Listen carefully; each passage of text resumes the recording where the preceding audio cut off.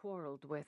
Not, absolutely not, about how it had been taken from Felis, whether Felis had been skinned before or after death.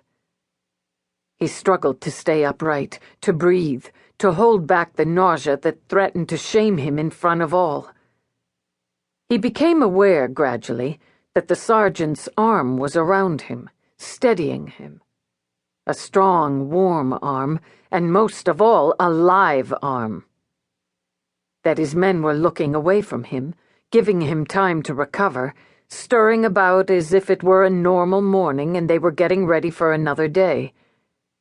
He dragged in one lungful after another of the chill air that would never be warm after this, and looked again. He could not unsee what he had seen. He could not unthink the thoughts that raced through his mind, deadly as a flight of arrows. He had known, they had all known, that Felis was likely dead, killed by Aliored or at his command.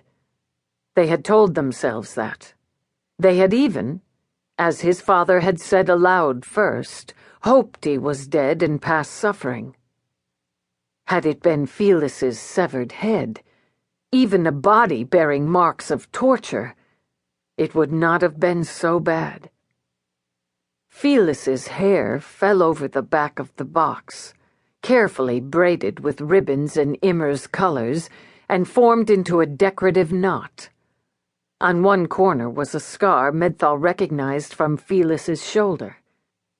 Then he saw the fine stitching that had attached that piece of Felis's skin to the others. A tube. It must be the message tube with the letter to Count Andrasat, protruded obscenely from Felis's mouth. Rage shook him as suddenly as horror had. That scum had planned all this to the last detail, to foul one of the year's holiest days, sun return, with such horror, to make of it not the day of hope and joy midwinter feast had always been, but to stain it with the memory of Felis's death. "It was in a sack, tied with a green ribbon," one of the men said. "There was a message. Send it to Count Andrasat as a midwinter gift from his liege," it said.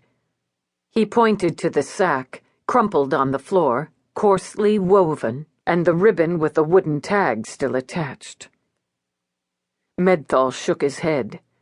"He has no liege, and it would kill him."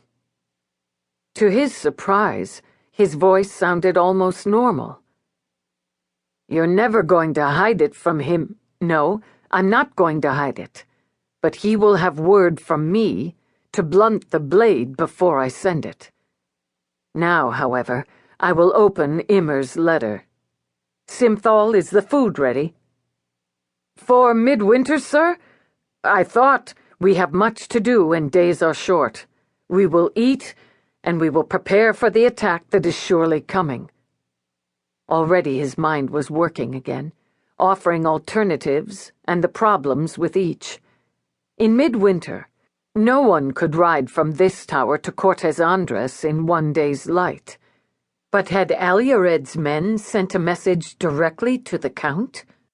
No, they wanted to unnerve the border guards first.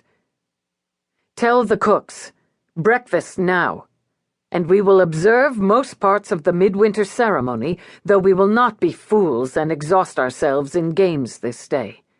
We will honor Felis's memory best by saving Andrasat from the same fate."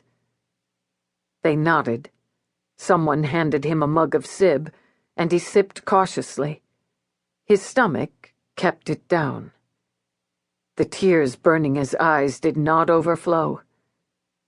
He took the tube from between the lips, leaving a gaping hole in the face, and untied the green and black ribbons. It was written in blood.